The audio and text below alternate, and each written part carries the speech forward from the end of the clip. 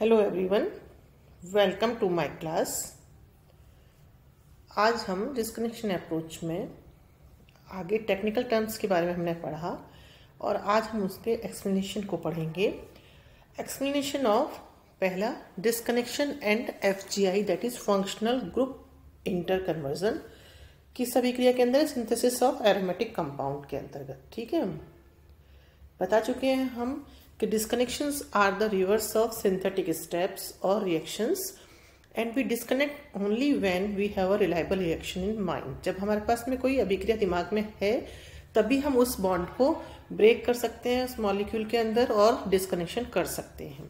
ठीक है, now in designing a synthesis of the local anesthetic benzocaine 1, this is target molecule benzocaine. Okay, we know that इसमें क्या है, benzocaine में asters हैं। ठीक है, और हम जानते हैं कि एस्टर्स किससे बन रहे हैं, अल्कोहल और एसिड की अभिक्रिया से। तो हम इसको डिस्कनेक्ट कर सकते हैं उस बॉन्ड को ब्रेक करके जिससे कि हमें अल्कोहल और एसिड मिले। तो कौन सा बॉन्ड ब्रेक हो रहा है, हमने यहाँ बताया था कि हम कर्व लाइन के द्वारा उसको बताते हैं जो बॉन्ड ब्रेक हो रहा है। इससे क्या बन रहा है, इथाइल अल्कोहल एंड एसिड ये बना है हमारा, और जिनकी अभिक्रिया से वापस से हमें यह 1 मिल सकता है। ठीक है, तो ये हमारा हो गया एनालिसिस 1। सबसे पहले हमने ये बॉन्ड ब्रेक किया और क्या बनाया, एसिड एंड अल्कोहल, जिससे एस्टर बनता है, जिसको कि हम जानते हैं, हमको पहले से पता है कि एसिड और अल्कोहल से एस्टर बनता है। ठीक है, नाउ अब क्या जो हमारे पास ये जो आया है इसमें हम क्या चाहेंगे, आइदर COH और NH2 को हम डिस्कनेक्ट करना चाहेंगे इस एरोमेटिक रिंग से। ओके, परंतु हमको कोई अभिक्रियाएं हमारे को नहीं ध्यान आ रही हैं कि कोई ऐसी अभिक्रियाएं जिससे फिर से हमें ये एसिड और या अमीन ग्रुप इस पे मिल सकता है बेंजीन रिंग के साथ में। तो हम सबसे पहले क्या करेंगे, फंक्शनल ग्रुप इंटर कन्वर्जन करेंगे, FGI करेंगे। इन फंक्शनल ग्रुप्स को उन फंक्शनल ग्रुप्स में बदलेंगे जिनको कि हम डिस्कनेक्ट कर सकते हैं बहुत इजीली, जिसको डिस्कनेक्ट करने के लिए अभिक्रियाएं हमारे दिमाग में हैं। तो हम जानते हैं कि एरोमेटिक एसिड्स जो हैं वह मिथाइल ग्रुप, ऑक्सीडेशन और मिथाइल ग्रुप से एरोमेटिक एसिड्स बन सकते हैं। ठीक है, और जो अमीन है वो नाइट्रो के रिडक्शन से बन सकता है। तो हम क्या करेंगे, अमीन को नाइट्रो ग्रुप में FGI करेंगे, फंक्शनल ग्रुप इंटर कन्वर्जन करेंगे, और एसिड को मिथाइल ग्रुप में इंटर कन्वर्जन करेंगे, क्योंकि हमारे पास में हमारे को ध्यान में है कि मिथाइल से हम एसिड बना सकते हैं और नाइट्रो ग्रुप को रिड्यूस करके हम NH2 में रिड्यूस कर सकते हैं। तो हमने क्या किया, एनालिसिस 2 में हमने इन दोनों फंक्शनल ग्रुप का इंटर कन्वर्जन किया FGI। ठीक है, तो हमारे पास सब लास्ट क्या आ गया, ये NO2 NCH3। ठीक है, now disconnection of nitro group is rational. अब नाइट्रो ग्रुप का disconnection is rational because we know that nitration of toluene, we know that the nitration of toluene occurs easily. क्योंकि यदि हम इसको हटाएंगे तो हमारे पास इसको ब्रेक करेंगे तो हमारे पास टोलुइन मिलेगा, और हम जानते हैं कि टोलुइन का नाइट्रेशन बहुत आसानी से हो सकता है और टोलुइन मार्केट में इजीली अवेलेबल है। तो हम इस बॉन्ड को ब्रेक करेंगे, देखिए निशान लगाया हुआ है, इसके ऊपर लिखा है हमने CN नाइट्रेशन, और हमारे पास में अब ये स्टार्टिंग कंपाउंड आ गया।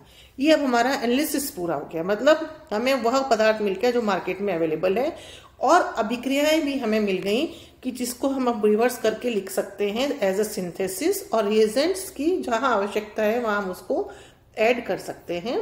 तो आप ये देखिए, हमने जब एनालिसिस किया तो जो मार्केट से मिलने वाला पदार्थ वो क्या था, टोलुइन, उसका हमने नाइट्रेशन किया, हमें नाइट्रो के ग्रुप हमने ऐड कर दिया। अब इसका हमने ऑक्सीडेशन किया तो ये मिथाइल ग्रुप कन्वर्ट हो गया एसिड में। अब हमने इसका रिडक्शन किया तो ये नाइट्रो ग्रुप कन्वर्ट हो गया NH2 में, और अब इसकी अभिक्रिया, ये हमारा एसिड हो गया, अब इसकी अभिक्रिया हमने अल्कोहल से कराई तो हमारा बेंजोकेन मिल गया। तो बेंजोकेन से हम पीछे की तरफ चले, बॉन्ड्स को ब्रेक करके उन कंपाउंड्स में ब्रेक किया जो हमको इजीली अवेलेबल है, और फिर उसको हमने वापस से रिवर्स लिखा तो हमारे पास उस पदार्थ की सिंथेसिस आ गई। ठीक है, नाउ सिंथोन्स एक्सप्लेनेशन, मतलब आपको एग्जाम्पल्स के द्वारा समझाया जा रहा है कि सिंथोन्स किस तरीके से वर्क कर रहे हैं। Now another useful disconnection corresponds to Friedel-Crafts reaction, which would be used in the synthesis of the hawthorn blossom perfume compounds. Okay, that is compound number 2, that is our target molecule.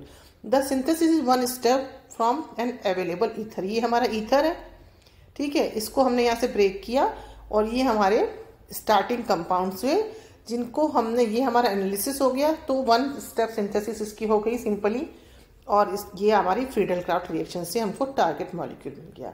अब हम आपको यहाँ सिंथोन्स के बारे में समझाना चाह रहे हैं। तो हम देखेंगे कि क्योंकि आप ये देख रहे हैं कि ये जो बना है ना Cl, ये यहाँ पर नहीं है, ठीक है, और ये जो बना है यहाँ पे भी H नहीं है, तो ये कहाँ से आया इसके बारे में हम आपको बताना चाहेंगे कि जब हम इसको ब्रेक कर रहे हैं तो क्या मिल रहा है हमें, एनायन एंड कैटायन।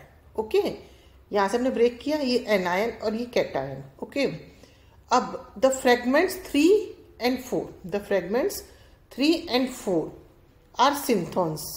सिंथोन्स है that is idealise fragments which may or may not be involve in the reaction, जिसको कि हम पढ़ चुके हैं, but which help us to work out which reagent to use. ठीक है, when the analysis is complete the synthons must be replaced by reagents for practical use for an anionic।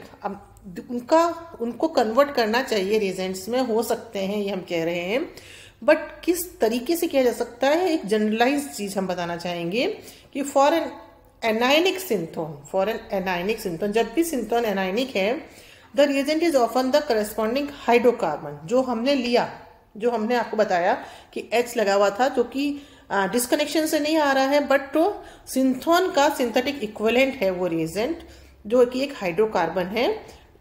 And the for a cationic synthon, जो cationic synthon है, इसके लिए हम cationic synthon the reagent is often the corresponding halide.